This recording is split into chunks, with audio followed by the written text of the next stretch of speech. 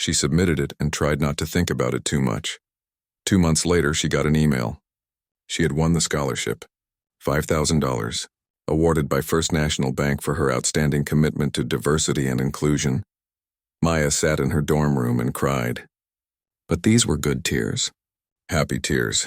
Tears of triumph and vindication and hope. She called her mother, called Dr. Chen, texted her friends. Everyone celebrated with her. Everyone understood what this meant. It was not just about the money. It was about justice, about karma, about the universe finding a way to balance the scales. The bank invited her to a ceremony where they would present the scholarship. Maya almost said no, but Dr. Chen encouraged her to go, to accept the recognition publicly, to show that she had not been broken, that she had thrived despite everything. At the ceremony, the new bank manager, a woman named Linda Washington, personally handed Maya the scholarship check. She spoke about the bank's commitment to change, to doing better, to being better. "We failed you once," Linda said to Maya in front of the crowd. "We let prejudice and discrimination happen in our establishment. But you helped us see our failures, helped us understand that we needed to change. This scholarship is one small step in that change, but it starts with acknowledging our past mistakes and committing to do better." Maya accepted the check with grace.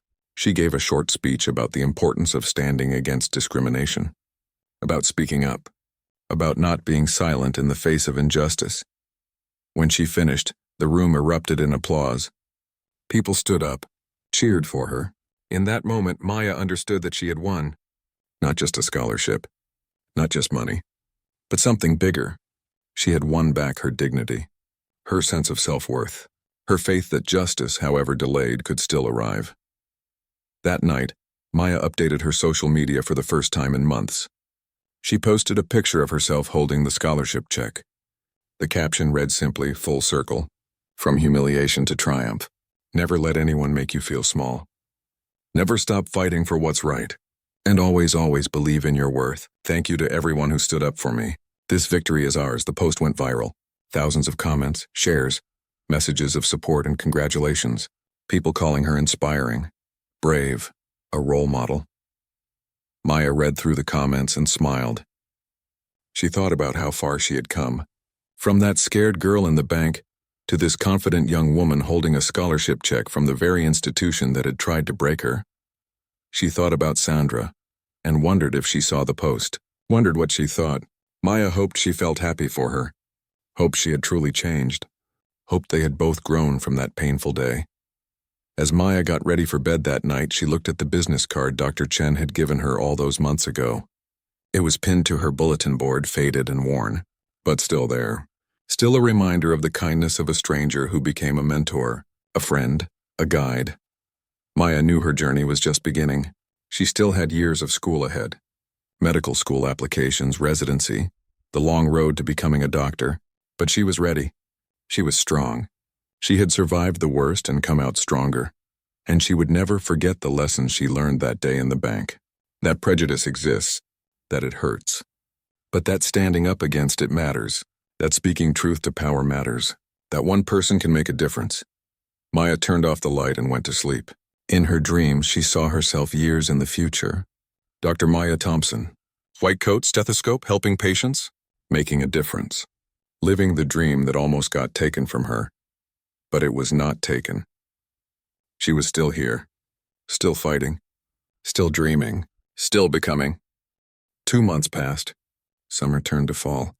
Maya spent those months preparing for college, shopping for dorm supplies with her mother, reading the books on her suggested reading list, working her part-time job at the community center. Slowly, the incident at the bank faded from the headlines. People moved on to other stories, other scandals, other injustices, but Maya had not forgotten. She carried it with her, not as a wound anymore, but as a scar, a reminder of what she had survived, what she had overcome. She also stayed in touch with Dr. Chen. They emailed back and forth every few weeks. Dr. Chen checked in on how Maya was doing, offered advice about college, shared tips for success. She had become a mentor, a guide, someone Maya could turn to when she needed encouragement or wisdom. In August, Maya moved into her dorm at Riverside University. Her mother helped her unpack and arrange her small room. They hung posters on the walls, organized her books on the shelf, made the bed with new sheets. When everything was done, her mother hugged her tight and cried happy tears. "I'm so proud of you, baby," her mother said. "Look how far you've come. Look where you are now." Maya looked around her dorm room. It was small, but it was hers. Her space. Her fresh start. She thought about everything that had led to this moment.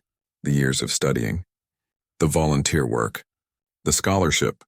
Even the horrible day at the bank. All of it had brought her here. Orientation week was overwhelming but exciting. Maya met her roommate, a girl named Jessica from California. They got along well immediately. Maya also met other freshmen. Some were nervous like her. Others seemed confident and self-assured. But everyone was in the same boat. Everyone was starting something new. On the third day of orientation, there was a meeting for scholarship recipients. Maya went, even though she felt anxious about it. She walked into a large conference room filled with students, at least 50 of them, all scholarship winners, all there because they had worked hard and earned their place. Dr. Chen was leading the meeting. When she saw Maya walk in, her face lit up with a warm smile. After the formal presentation was over, Dr. Chen asked Maya to stay behind for a moment. "How are you settling in?" Dr. Chen asked. "Is everything going okay?" "It's good," Maya said. "A little overwhelming, but good." Dr. Chen nodded with understanding. "The first few weeks are always an adjustment, but you're going to do great." "I know it." She paused, then continued. "Actually, I wanted to talk to you about something. I'm starting a new program here at Riverside. A diversity and inclusion initiative. I'm looking for student ambassadors. Students who can share their experiences and help create a more welcoming campus environment. I think you would be perfect for it." Maya felt her stomach tighten. She knew what Dr. Chen was asking. She wanted Maya to talk about what happened at the bank, to use her experience to educate others. Part of Maya wanted to say no, wanted to leave that day in the past, but another part, a braver part, knew this was important. "What would I have to do?" Maya asked. "Speak at orientation events, maybe lead some workshops, share your story with incoming students, help them understand what discrimination looks like and how to stand against it. I won't pressure you.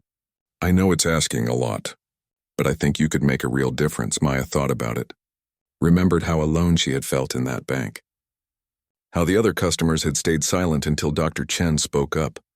If she could help even one person find the courage to speak up when they saw injustice, would not that be worth it? "Okay," Maya said. "I'll do it," Dr. Chen smiled. "Thank you. I think you're going to inspire a lot of people." Classes started the following week. Maya threw herself into her studies. Biology, chemistry, English literature, calculus. The work was challenging, much harder than high school. But she loved it, loved learning, loved feeling her mind expand with new knowledge. She also joined the pre-med club and volunteered at the campus health center. She wanted to gain experience, wanted to explore different areas of medicine, wanted to figure out what kind of doctor she wanted to become. One evening in October, Maya was studying in the library when her phone buzzed. A text from an unknown number. She almost ignored it, but curiosity made her open it. "Hi, Maya, this is Sandra Mitchell. I know you probably don't want to hear from me. I don't blame you. But I wanted to reach out, to apologize, truly apologize. Not because I have to, but because I need you to know how sorry I am for how I treated you that day. What I did was wrong. It was cruel. It came from a place of prejudice I didn't even realize I had. Losing my job was the best thing that could have happened to me. It forced me to look at myself. Really look. And I didn't like what I saw. I've been in therapy, working on myself, trying to understand where my biases came from and how to change. I'm not asking for forgiveness. I don't deserve it. I just wanted you to know that I'm sorry, and that what you said in your interview about people needing to speak up and do better really affected me. You're right, and I'm trying to be better. I hope college is everything you dreamed it would be. You deserve all the success in the world. I'm sorry I tried to take that from you." Maya read the message 3 times. She did not know how Sandra had gotten her number. Did not know if the apology was genuine or just words, but something about the message felt sincere, felt real. She thought about responding, thought about what she might say. In the end, she typed out a simple reply. "Thank you for reaching out. I accept your apology. I hope you're able to grow from what happened. We all make mistakes. What matters is what we do after." She hit send before she could second-guess herself. It felt right. Felt like closure. She did not owe Sandra forgiveness, but she chose to offer it anyway. Not for Sandra's sake, but for her own. Because holding on to anger and resentment only hurt Maya. Letting it go set her free. As the semester continued, Maya found her rhythm. She balanced her classes with her volunteer work and her role as a diversity ambassador. She spoke at 2 orientation events, sharing her story with new students. It was hard at first, emotional, but it got easier each time. And afterward, students would come up to her, thank her, tell her their own stories of discrimination, tell her she had given them courage. One girl, a freshman named Keisha, approached Maya after a workshop. Keisha had tears in her eyes. "Thank you for sharing your story," Keisha said. "Last week something similar happened to me at a store. The security guard followed me around like I was going to steal something. I didn't say anything. I was too scared, too embarrassed. But after hearing you speak, I went back to that store. I talked to the manager. I filed a complaint. I stood up for myself because you showed me I could." Maya hugged Keisha. In that moment, she understood why Dr. Chen had asked her to do this. Why sharing her pain could help heal others. Why speaking up mattered so much. By the end of her first semester, Maya had made the dean's list. Straight A's in all her classes. She was also offered a position as a peer mentor for the following year. She said yes immediately. During winter break, Maya went home to visit her mother. They sat together in their small apartment, drinking hot chocolate and catching up. Her mother could not stop smiling, could not stop telling Maya how proud she was. "You've grown so much," her mother said, "not just academically. You've grown as a person. You're stronger, more confident." "I can see it," Maya nodded. She felt different. The scared, hurt girl who walked out of that bank 6 months ago was gone. She had been replaced by someone more resilient, someone who knew her worth, someone who would not let the world diminish her. "The bank thing was horrible," Maya said, "but in a weird way, I'm almost grateful for it. It taught me so much. About myself. About standing up for what's right. About not letting other people's prejudice define me." Her mother squeezed her hand. "That's real growth, baby. Turning pain into purpose. That's what strong people do." Maya returned to campus in January for her second semester. She was excited to continue her studies, to keep working with the diversity program, to keep growing and learning. One day in February, she was walking across campus when she saw a flyer on a bulletin board. It was announcing a scholarship opportunity. The First National Bank Diversity Scholarship. $5,000 for students committed to promoting inclusion and equality. Maya stopped and stared at the flyer. The irony was not lost on her. The same bank that had discriminated against her was now offering a diversity scholarship. She did not know whether to laugh or be angry. She took a picture of the flyer and sent it to Dr. Chen with a question mark emoji. Dr. Chen called her 5 minutes later. "I saw those flyers go up today. I had the same reaction you did. But then I thought about it. Real change has to start somewhere. Maybe this is their way of trying to do better. Maybe it's performative, but maybe it's real. Either way, you should apply." "Me?" Maya was shocked. "Why would I apply for a scholarship from that bank?" "Because you deserve it," Dr. Chen said simply. "And because winning it would be a beautiful full-circle moment. You'd be taking something that tried to hurt you and turning it into something that helps you. That's power, Maya. Real power." Maya thought about it for a long time. Finally, she decided to apply.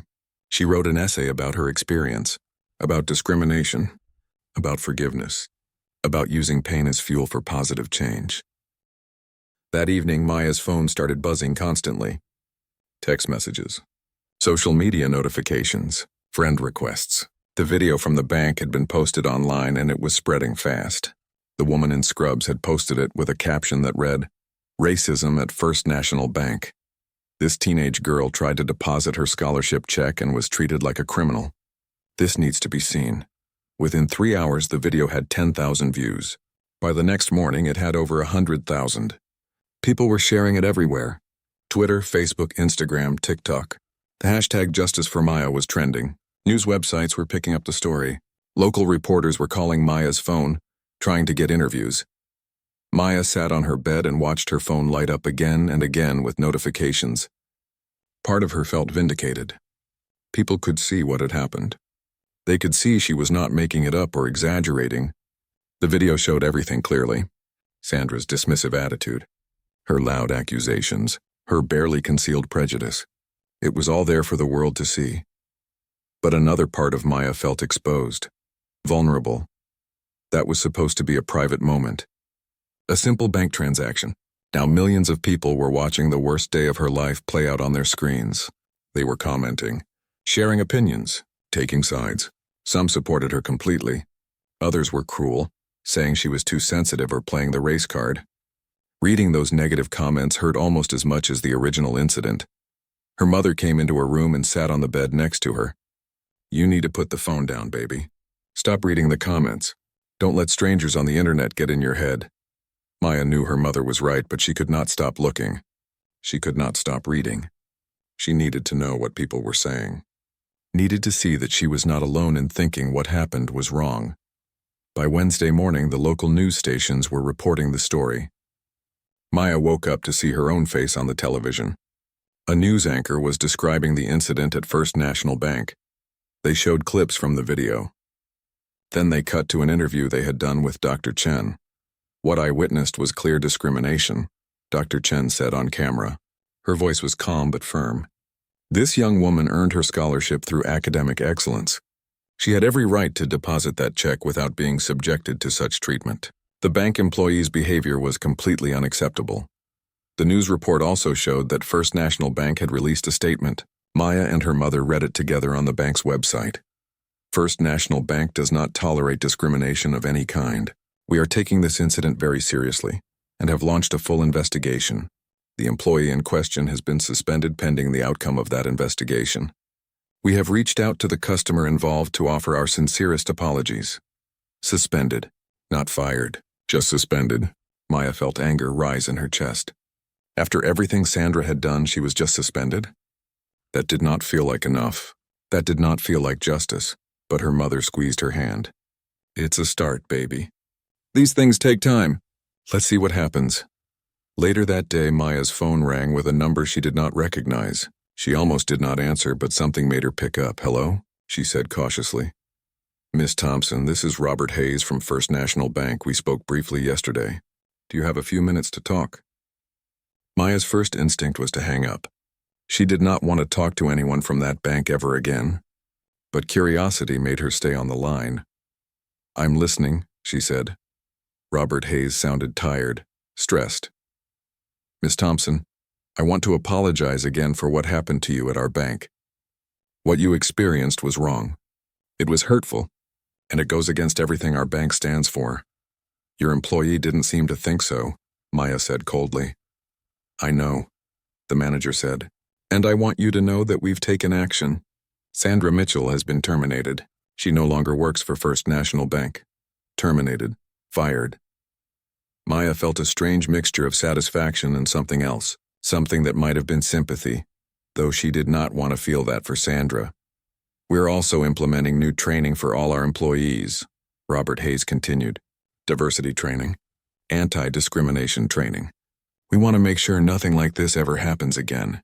Additionally, we would like to offer you compensation for your distress.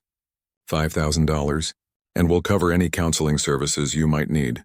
Maya was silent for a moment. $5,000? It was a lot of money. But it also felt like they were trying to buy her silence, trying to make the problem go away.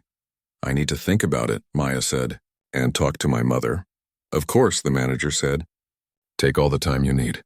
Again, Miss Thompson, I am truly sorry for what happened." After they hung up, Maya told her mother about the offer. Her mother looked thoughtful. "That's your decision to make, baby. But remember, taking their money doesn't mean you're saying what happened was okay. It means you're accepting compensation for harm done. That's different." Maya spent the rest of the day thinking about it. She also received a call from the lawyer who had been at the bank. He offered to help her file a lawsuit if she wanted, said she had a strong case, that what happened was textbook discrimination. But Maya was tired. So tired of thinking about the bank, about Sandra, about that horrible day. She wanted to move forward, wanted to focus on college, on her future, on the good things ahead. By Thursday, the story had made national news. Maya was asked to appear on local morning shows, to tell her story, She agreed to one interview, thinking it might help, thinking her voice should be heard. The interview was with a kind reporter named Jennifer Martinez. They met at a local coffee shop, and Jennifer treated Maya with respect and dignity. She listened carefully to Maya's story without interrupting. She asked thoughtful questions. She did not try to make Maya relive the trauma more than necessary. "How are you doing now?" Jennifer asked toward the end of the interview. "How are you processing everything that happened?" Maya thought carefully before answering. "I'm hurt. I'm angry. But I'm also hopeful. Because of how many people stood up for me. Dr. Chen, the other customers at the bank. Everyone who shared the video and spoke out against what happened. It shows me that there are good people in the world. People who care about doing what's right. What do you want people to learn from your experience?" Jennifer asked. "I want people to understand that discrimination still happens, every day, to people who look like me, and I want them to speak up when they see it. Don't just stand there and watch. Say something, do something. That's how we make things better." The interview aired that evening and was shared widely online. People praised Maya for her eloquence and maturity, said she handled herself with grace, said she was an inspiration. Maya tried not to let the praise go to her head. She was just telling the truth. Just sharing what happened. She did not feel particularly brave or inspiring. She just felt like a girl who had been hurt and was trying to make sense of it all. On Friday, exactly 1 week after the incident, Maya received a certified letter in the mail. It was from First National Bank's legal department. A formal apology, a release form if she accepted their settlement offer, and a check for $5,000. Maya showed it to her mother. They talked about it for a long time, discussed the pros and cons, whether accepting the money meant giving up her right to sue, whether it was the right thing to do. In the end, Maya decided to accept it. Not because she thought it made everything okay, but because she wanted to close this chapter and move on. She wanted to focus on her future, not her past. She signed the release form and deposited the check. This time she went to a different bank. She could not bring herself to walk into First National Bank again. Maybe she never would. The following week, Maya received a package in the mail from Riverside University. Inside was a welcome package for new students, information about orientation, a class schedule, a campus map, and a handwritten note from Dr. Chen. "Dear Maya," the note read, "I've been following your story in the news. I'm so impressed by your grace and strength through this difficult time. You are exactly the kind of student we want at Riverside. I look forward to seeing all the great things you'll accomplish here. Remember, this experience doesn't define you. Your response to it does. Warmly, Dr. Patricia Chen." Maya read the note 3 times. Then she pinned it to her bulletin board where she could see it every day. A reminder that someone believed in her, that someone saw her worth, that she was more than the worst thing that had happened to her. She thought about Dr. Chen's words, about how her response defined her. She realized she had a choice. She could let this experience make her bitter and angry and distrustful of the world, or she could use it as motivation, as fuel to work harder, to prove wrong everyone who ever doubted her, to become the doctor she dreamed of being and help people who face discrimination in healthcare. Maya chose the second option. She would not let Sandra Mitchell's prejudice break her. She would not let one bad experience destroy her optimism or her faith in humanity. She would rise above it. She would succeed. And maybe somehow she would use her success to make things better for others. Maya looked at the bank manager. His apology seemed genuine, but she was exhausted, emotionally drained. She just wanted this whole ordeal to be over. She wanted to deposit her check and go home. She wanted to call her mother and cry. She wanted to be anywhere but here in this bank with all these people staring at her. "I just want to deposit my check," Maya said quietly. "That's all I wanted to do from the beginning." Robert Hayes nodded quickly. "Of course, absolutely. Jim, can you please help Miss?" He paused, realizing he did not know her name. "Thompson," Dr. Chen supplied. "Maya Thompson." "Miss Thompson," the manager continued, "Jim will personally handle your transaction, and Sandra, my office. Now." Sandra finally looked up from the floor. Her eyes were red. She looked like she might cry, but Maya found it hard to feel sympathy for her. This woman had tried to humiliate her, had accused her of being a criminal. had made her feel small and worthless in front of all these people. Whatever happened to Sandra now, she had brought on herself. Sandra put the check down on the counter and walked slowly toward the back offices. Her shoulders were slumped, her head was down. She looked defeated. The bank manager followed her, his expression grim. Everyone in the bank watched them go. The silence was heavy. Jim picked up Maya's check with careful, respectful hands. "Miss Thompson, I am so deeply sorry for what just happened. Let me get this deposit processed for you right away. May I please see your identification and account information?" Maya pulled out her driver's license and her savings account book. Her hands were still shaking slightly. Jim took them gently and began processing the transaction on his computer. He worked efficiently but carefully, making sure everything was done correctly. Dr. Chen remained standing next to Maya at the counter. Her presence was comforting, protective. She had not left Maya's side since stepping forward. Now she spoke quietly, just to Maya. "Are you okay?" she asked. "That was a traumatic experience. No one should have to go through something like that." Maya nodded, but more tears came. "I just don't understand why she treated me that way. I didn't do anything wrong. I earned this scholarship. I worked so hard for it." "I know you did," Dr. Chen said softly. "And you have nothing to be ashamed of. Nothing at all. What happened here says everything about her and nothing about you. Do you understand that?" Maya nodded again. Intellectually, she understood, but emotionally, she still felt wounded. Still felt the sting of Sandra's words and looks. Still felt the humiliation of being judged and found wanting just because of how she looked.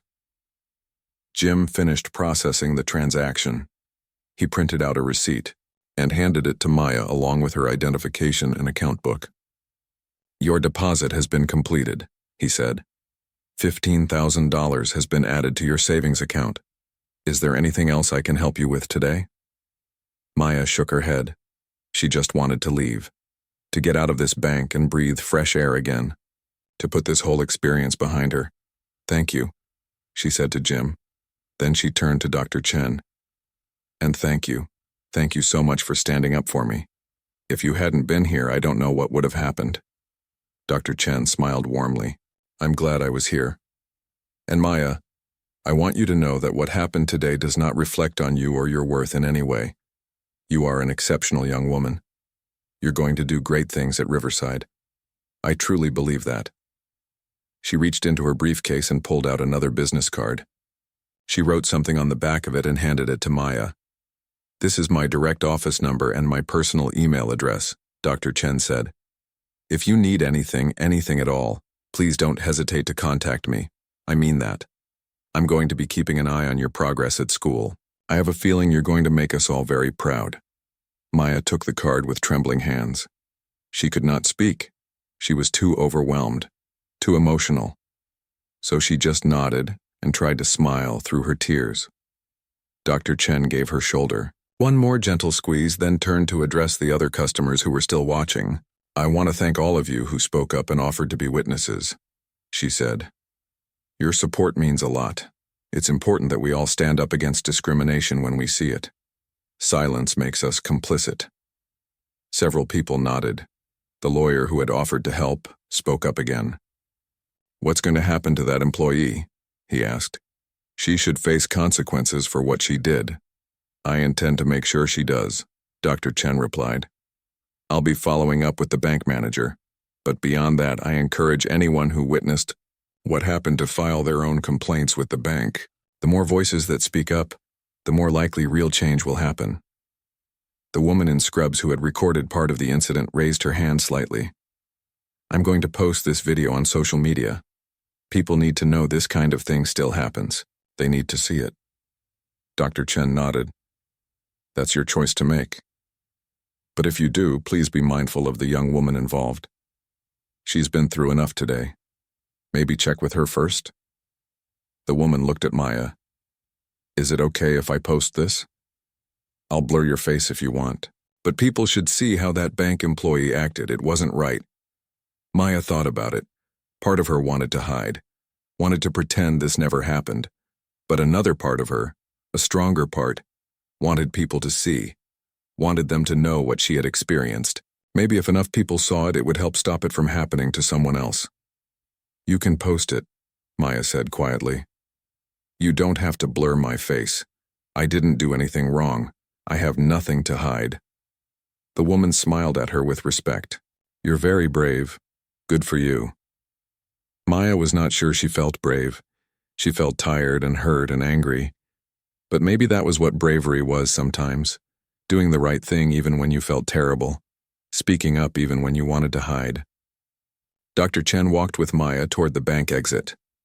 Some of the other customers patted Maya on the shoulder as she passed, offered words of encouragement, told her she handled herself well. Their kindness helped a little, made the hurt a little less sharp. Outside the bank, the sunshine felt different than it had when Maya first arrived. Less bright, less hopeful. The day had changed. She had changed. Something inside her felt different now, more aware, more cautious, more guarded. Dr. Chen walked with her to the bus stop. They did not talk much. They did not need to. Just having someone there was enough. When the bus came, Dr. Chen gave Maya a brief hug. "Remember what I said," Dr. Chen told her. "Call me if you need anything. And Maya, don't let this experience make you bitter. Don't let it make you small. You're better than that, bigger than that. Use this anger, this hurt, to fuel something positive. That's how we change things." Maya nodded and got on the bus. She found a seat by the window and watched Dr. Chen wave as the bus pulled away. Then she was alone with her thoughts and her emotions and the receipt in her pocket that proved her deposit had been made. The bus ride home felt longer than usual. Maya stared out the window and replayed everything that had happened. Every word Sandra said. Every look. Every moment of humiliation. Her mind kept circling back to the same question. Why? Why had Sandra treated her that way? What had Maya done to deserve such cruelty? But she knew the answer. Deep down, she knew. It was not about anything she had done. It was about who she was, what she looked like. Sandra had taken one look at her and made assumptions. Ugly assumptions based on prejudice and stereotypes. And that hurt worse than anything. When Maya got home, her mother was waiting. She took one look at Maya's face and knew something was wrong. "Baby, what happened?" her mother asked, pulling Maya into her arms, and Maya told her everything, every painful detail. Her mother held her and let her cry, let her release all the emotion she had been holding back. When Maya finally finished talking, her mother pulled back and looked her in the eyes. "I'm so sorry you had to go through that," her mother said. "But I'm proud of how you handled yourself. You stood strong. You didn't let that woman break you." "But Mom," Maya said, "she made me feel so small, so worthless, like I didn't deserve my scholarship." Her mother shook her head firmly. "You listened to me. You earned that scholarship. You deserve it. You deserve all the good things coming your way. Don't you ever let anyone make you feel different. You hear me?" Maya nodded. She heard, but hearing it and believing it were two different things. The woman walked past the other customers in line and came to stand next to Maya at the counter. She was not tall, maybe 5 feet 4 inches, but she carried herself with confidence, with authority, the kind of presence that made people pay attention. Sandra looked surprised to see someone approaching her counter without being called. Her hand was still on the phone, ready to call security. "Ma'am, you need to wait your turn in line," Sandra said sharply. "I'm dealing with a situation here." The woman did not move. She placed her business card on the counter right next to Maya's scholarship check. Sandra glanced down at it. Her face changed immediately. The color drained from her cheeks. Her mouth opened slightly. She picked up the card with trembling fingers and read it carefully. "Dr. Patricia Chen," the woman said. Her voice was steady and professional. "Dean of Admissions at Riverside University. I believe you're currently questioning the legitimacy of one of our scholarship checks." Sandra's eyes went wide. She looked from the business card to Dr. Chen to Maya, and back to the business card again. Her mouth moved, but no sound came out at first. The whole bank had gone completely silent now. Everyone was watching, waiting. Even the other bank employees had stopped what they were doing to see what would happen next. I didn't, Sandra stammered. She was trying to form words, but they were not coming out right. The confident, cruel woman from a moment ago had disappeared. Now she just looked scared. I was just doing my job, verifying what verifying? Dr. Chen's voice was cold now. Is that what you call it? Because from where I was standing in line, it looked like you were publicly humiliating a 17-year-old girl for trying to deposit a legitimate scholarship check. Dr. Chen turned to Maya, and her expression softened completely. The coldness was gone, replaced by warmth and concern. She placed a gentle hand on Maya's shoulder. Maya Thompson, Dr. Chen said, I recognize you from your application photo. You are one of the most exceptional students we have ever had the privilege of awarding a scholarship to. Your grades, your volunteer work, your essay about wanting to become a doctor to help underserved communities. Everything about your application was outstanding. Maya could not speak. Tears were flowing freely down her face now, but these were different tears. Not tears of humiliation and anger, tears of relief, of validation, of gratitude. Someone believed her. Someone important. Someone who could help. Thank you, Maya whispered. Her voice was shaky. Thank you so much. Dr. Chen squeezed her shoulder gently, then turned back to Sandra. Her expression went cold again. She was not done. Not even close. That check is absolutely legitimate, Dr. Chen said firmly. It was issued by our university's financial office 3 weeks ago and sent to Miss Thompson's home address via certified mail. I personally signed the scholarship approval. I know this because I review every single scholarship we award. Maya Thompson earned that money through 4 years of exceptional academic performance and community service. She earned it fairly. She earned it honestly. And she has every right to deposit it without being treated like a criminal. Sandra was shaking now. Her hands fumbled with the business card like she did not know what to do with it. Other customers in the bank were murmuring now. The whispers were getting louder. Maya heard someone behind her say disgusting, and someone else say she should be fired.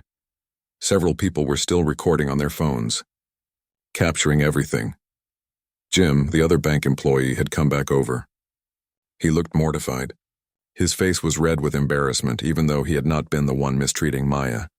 He seemed to understand that something very bad had just happened.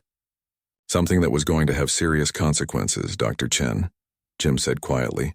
I am so sorry about this. This is not how we treat customers at First National Bank. This is completely unacceptable. You're right, Dr. Chen said. It is unacceptable. This young woman came into your bank to make a deposit, a simple transaction. Instead, she was accused of fraud. She was questioned about where she got the money. She was told she looked suspicious. All of this happened in front of a room full of people. All of this was done deliberately to humiliate her. Sandra finally found her voice again. I was just being careful. We have to watch for fraud. It's bank policy. I wasn't trying to— Don't, Dr. Chen interrupted sharply. Don't insult my intelligence by pretending this was about fraud protection. I stood in line for 15 minutes listening to you. I heard everything you said. I heard how you said it. This was not about protecting the bank. This was about prejudice. This was about you making assumptions about this young woman based on how she looks, based on the color of her skin. The words hung in the air like an indictment. No one spoke. No one moved. Sandra's face had gone from pale to bright red. She looked like she wanted to crawl under the counter and disappear. I'm not— Sandra tried to defend herself, but the words sounded hollow even to her own ears. Maya was still standing at the counter, watching all of this unfold. Part of her wanted to feel satisfaction at seeing Sandra squirm. But mostly she just felt tired. Tired and sad. Sad that this had happened in the first place. Sad that Dr. Chen had to intervene. Sad that she lived in a world where something as simple as depositing a check could turn into this nightmare. Dr. Chen pulled out her cell phone. I'm calling your bank manager, she said to Sandra. Right now. What's their name? Robert Hayes, Jim said quickly. He's the branch manager. His office is in the back. I can get him for you. Please do that, Dr. Chen said. And while you're at it, you should know that I plan to file a formal complaint about what happened here today. As the Dean of Admissions at a major university, I have certain responsibilities. One of them is protecting our students. Another is speaking up when I witness discrimination. Jim practically ran to the back of the bank to get the manager. Sandra stood frozen at her counter, the scholarship check still in her hand. She looked at Maya, and for just a second Maya thought she saw something like regret in the woman's eyes. But it was too late for regrets now. The damage was done. Other customers in line started speaking up now. An older man in a business suit stepped forward. "I saw the whole thing," he said to Dr. Chen. "I'm a lawyer. What happened here was completely inappropriate. If this young lady wants to pursue legal action, I'd be happy to serve as a witness." A woman in scrubs, maybe a nurse or doctor on her lunch break, also spoke up. I recorded part of it on my phone. The way she spoke to that girl was horrible. Absolutely horrible, more people chimed in, offering support, offering to be witnesses, expressing their disgust at what Sandra had done. Maya was overwhelmed by this sudden outpouring of support. These were strangers, people she had never met, but they had seen what happened and they cared. They were standing up for her now, even if they had been silent before. Within 2 minutes, Jim returned with the bank manager. Robert Hayes was a tall man in his 50s with gray hair and a worried expression. He took one look at the scene at the counter and his face went pale. He could tell immediately that something serious had happened. Something bad. "What's going on here?" he asked. His voice was tense, concerned. Dr. Chen introduced herself and explained the situation calmly and clearly. She did not raise her voice. She did not need to. The facts spoke for themselves. As she talked, the bank manager's expression changed from worried to shocked to angry. He kept looking at Sandra, who was staring at the floor now, unable to meet his eyes. "Is this true?" he asked Sandra. "Did you treat this customer this way?" Sandra opened her mouth, but no words came out. What could she say? There were witnesses. There were recordings. There was the dean of admissions from Riverside University standing right there, calling her out. There was no way to deny it. No way to make excuses, I think. Sandra started, her voice barely a whisper. "I think maybe I was too harsh, but I was just doing my job. Just being careful." "Being careful?" Dr. Chen's voice was sharp again. "You told this young woman she looked like a criminal. You questioned whether someone like her could earn a scholarship. You made assumptions based on her appearance. That's not being careful. That's discrimination. That's racism." The word racism echoed through the quiet bank. It was the word no one wanted to say out loud, but Dr. Chen had said it. Put it right out there in the open. Because that's what this was. That's what had happened. And everyone knew it. Robert Hayes looked sick. He turned to Maya, and his eyes were full of genuine remorse. "Miss," he said softly, "I cannot tell you how sorry I am. This should never have happened. This is not who we are as a bank. This is not how we treat our customers. Please let me help you. Let me make this right." Sandra held the check between 2 fingers like it was dirty, like it might contaminate her somehow. She looked at it again, then at Maya, then back at the check. Her face showed exactly what she was thinking. She did not believe Maya, she did not trust her, and she was going to make sure everyone in the bank knew it. $15,000, Sandra said loudly. Her voice carried across the quiet bank. More customers turned to look now. The whispers grew louder. "That's quite a bit of money for someone so young." Maya felt her hands start to shake. She clasped them together to make them stop. She would not let this woman see her nervous. She would not give her that satisfaction. "Yes, ma'am," Maya said respectfully. "It's for college. I worked very hard for this scholarship. I can show you my identification if you need it. And my acceptance letter. I have everything with me." Sandra did not even look at Maya when she spoke. She kept staring at the check, turning it over, holding it up to the light again, making a big production out of examining every detail. "You know," Sandra said, "we get a lot of fraud cases in this bank. A lot of fake checks. People trying to deposit money that isn't really theirs." She looked at Maya now. Her eyes were cold. "It's my job to protect this bank from criminals." The word criminals hit Maya like a punch to the stomach. Was this woman calling her a criminal? For trying to deposit her own scholarship check? Maya felt anger rising inside her, mixing with the embarrassment. But she kept her voice calm. Her mother always taught her to stay calm when people tried to provoke her. "I understand you need to be careful," Maya said. "But this check is real. It's from Riverside University. You can call them if you want to verify it. I have the phone number right here." Sandra finally put the check down on the counter. But she did not start processing it. Instead, she called out to another employee working nearby. Jim, can you come here for a second? A young man in his 20s came over. His name tag said Jim Chen. He looked confused about why Sandra was calling him. He glanced at Maya and gave her a small, polite smile. Then he looked at Sandra. What's up? Jim asked. Sandra picked up the check again and showed it to him. She was still speaking loud enough for everyone to hear. The bank had gone quiet now. Everyone was watching. Maya felt like she was on trial for a crime she did not commit. Can you believe this? Sandra said to Jim. This girl wants me to deposit $15,000 into her account. Says it's a scholarship check. She laughed. It was a mean laugh. A mocking laugh. $15,000. Does that seem right to you? Jim looked uncomfortable. He looked at the check, then at Maya. He seemed to understand that something was wrong with how Sandra was acting. But he did not say anything. He just shrugged. I don't know, Sandra. If she has proper ID and the check looks real. That's not the point, Sandra interrupted. She turned back to Maya. Her expression was harsh now, almost angry. The point is that we see this kind of thing all the time. Young people trying to cash fake checks, stolen checks, forged checks. It's my responsibility to investigate suspicious activity. There's nothing suspicious here, Maya said. Her voice was shaking now despite her efforts to stay calm. I earned this scholarship. I have a 4.0 grade average. I volunteer in my community. I worked hard for 4 years to get this. This is my future you're holding in your hand, Sandra smirked. Actually smirked. Like Maya had said something funny. Oh, I'm sure you have a very interesting story, Sandra said. They always do. Very creative. But here's what's going to happen. I'm going to need to verify every single detail before I deposit this, and that's going to take time. A lot of time. Maybe you should come back tomorrow. Or next week. After we've had a chance to investigate properly. Maya felt tears starting to form in her eyes. She blinked them back hard. She would not cry, not here. Not in front of all these people. Not in front of this cruel woman who seemed to enjoy humiliating her. Please, Maya said quietly. I just want to deposit my check. I have identification.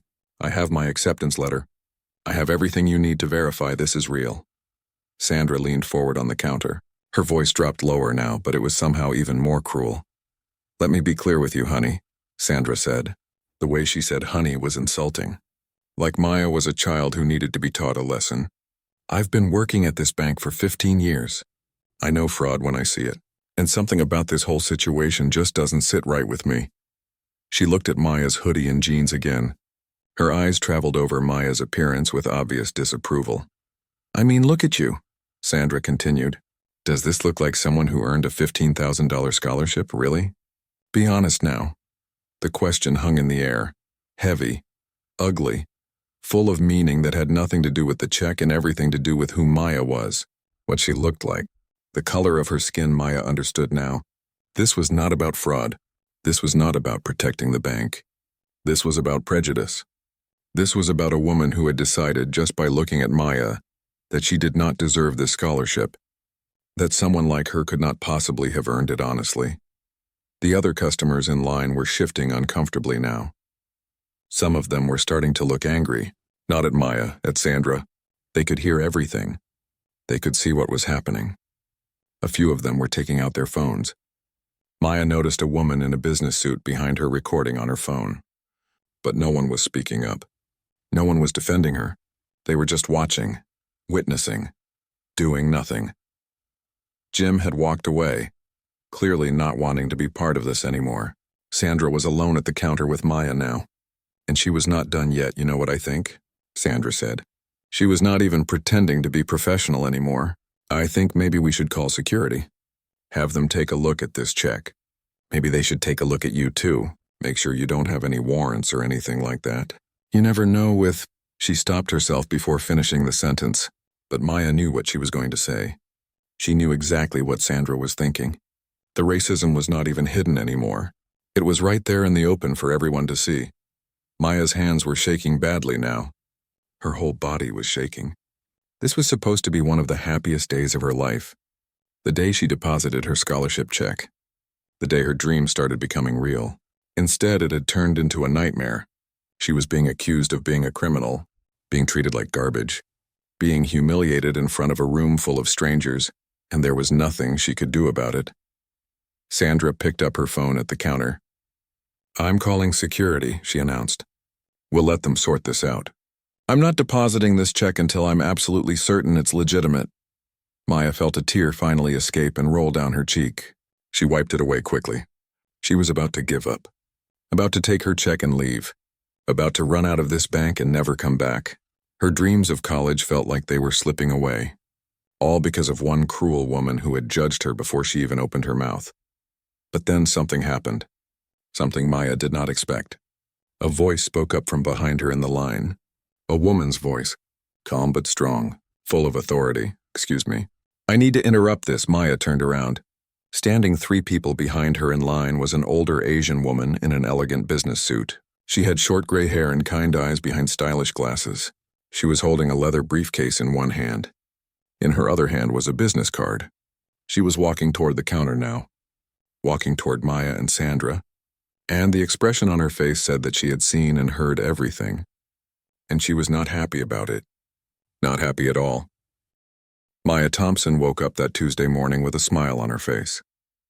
The sun was shining through her bedroom window, and she could hear her mother making breakfast downstairs. Today was special. Today, she would finally deposit her scholarship check into the bank. The check for $15,000 sat safely in an envelope on her desk. She had looked at it 100 times since it arrived last week. Every time she saw it, she could hardly believe it was real. She was only 17 years old, but she had worked so hard for this moment. For 4 years of high school, she studied late into the night. She volunteered at the community center every weekend. She tutored younger kids in math and science. She joined the debate team in the science club. Her grades were perfect, all A's, a 4.0 grade point average. Her teachers always told her she was special. They said she would do great things. Now with this scholarship, she could go to college. She could study medicine. She could become a doctor just like she always dreamed. Maya's mother was so proud of her. Her mother worked 2 jobs to support Maya and her younger brother. Money was always tight in their house. They lived in a small apartment on the east side of town. Sometimes they had to choose between paying bills or buying new clothes. But her mother always made sure Maya had everything she needed for school. Books, supplies, a quiet place to study. Her mother believed in education. She always said education was the key to a better life. Now that scholarship would help pay for college. Maya would not have to worry so much about money. She could focus on her studies. She could make her mother proud. She could show everyone that hard work pays off. Maya got dressed that morning in her favorite clothes. She put on her comfortable jeans and her gray hoodie. The hoodie was a gift from her best friend last year. It was soft and warm and she loved it. She pulled her hair back into a neat bun. She looked at herself in the mirror and smiled. She grabbed the envelope with the check and put it carefully in her backpack. She did not want to lose it or damage it. Her mother was waiting in the kitchen with breakfast. Eggs and toast. Simple but delicious. Her mother smiled at her as she sat down to eat. "Today is the big day," her mother said. "Are you nervous?" Maya shook her head. "No, Mom, I'm excited. This is going to change everything for us." Her mother reached across the table and held Maya's hand. "I'm so proud of you, baby. You earned this. You worked so hard. Don't let anyone tell you different." Maya hugged her mother tight before she left the house. She walked to the bus stop and waited. The number 12 bus came after 10 minutes. She got on and found a seat by the window. The ride to downtown took 20 minutes. She watched the city pass by outside. The old buildings, the busy streets, the people rushing to work. She thought about her future. Medical school, helping people, making a difference in the world. The bus dropped her off 2 blocks from First National Bank. Maya walked slowly, enjoying the warm sunshine. It was a beautiful day, the kind of day when good things happen. She felt lucky. She felt grateful. When she reached the bank, she stopped outside for a moment. The building was large and impressive, made of stone and glass. It looked important. Official. She took a deep breath and pushed through the heavy doors. Inside, the bank was busy. It was lunchtime on a Tuesday and many people were there. Some stood in line waiting their turn. Others sat in chairs filling out forms. Bank employees moved behind the long counter, helping customers. The air conditioning was cold, and Maya pulled her hoodie closer around her. She looked around and found the line for deposits. There were about 6 people ahead of her. She got in line and waited. She watched the bank employees work. They seemed professional in their neat clothes and name tags. She could see their names from where she stood. Sandra, Jim, Carol. They typed on computers and counted money and talked to customers. Maya waited patiently. The line moved slowly. Each customer took several minutes. She did not mind. She was used to waiting. She spent the time thinking about college. She had already picked her classes for the first semester: biology, chemistry, English, math. She could not wait to start. Finally, after 15 minutes, she was next in line. There was only one person ahead of her now, an older man in a business suit. He was making a withdrawal. The bank employee helping him was a woman named Sandra. Maya could see her name tag clearly now. Sandra Mitchell. She looked like she was in her 40s or 50s. She had short blonde hair and wore too much makeup. Her expression looked bored and tired. The man finished his transaction and left. Sandra looked up at Maya. Her eyes moved from Maya's face down to her hoodie and jeans. Her expression changed. It was subtle, but Maya noticed. Sandra's mouth turned down slightly. Her eyes narrowed. It was a look Maya had seen before. A look of judgment. A look that said she did not belong here. But Maya pushed that thought away. She was being too sensitive. She was imagining things. She walked up to the counter with confidence. She reached into her backpack and pulled out the envelope with her scholarship check. She placed it on the counter carefully. "Good afternoon," Maya said politely. "I would like to deposit this check into my savings account, please." Sandra picked up the envelope slowly. She opened it and pulled out the check. Her eyes widened when she saw the amount. $15,000. She looked at the check for a long moment. Then she looked at Maya again. This time her expression was clear. It was suspicion. It was disbelief. It was something worse. "This is a lot of money," Sandra said. Her voice was loud. Louder than it needed to be. Some of the other customers turned to look. "Where did a girl like you get a check like this?" Maya felt her stomach drop. The way Sandra said "a girl like you" made her feel small. Made her feel like she had done something wrong. But she had not done anything wrong. This was her scholarship. She earned it. "It's a scholarship," Maya explained. She tried to keep her voice steady and calm. "I received it from Riverside University. For college." Sandra raised her eyebrows. She held the check up to the light and examined it closely. She was making a show of it. Making sure everyone in the bank could see. Making sure everyone knew she doubted Maya's story. "A scholarship," Sandra repeated slowly. "Really?" The word hung in the air like an accusation. Maya felt her cheeks getting hot. She felt the eyes of other customers on her. She heard them whispering. She wanted to disappear. But she stood her ground. She had done nothing wrong. This was her check. Her scholarship. Her future. And she was not going to let anyone take that away from her.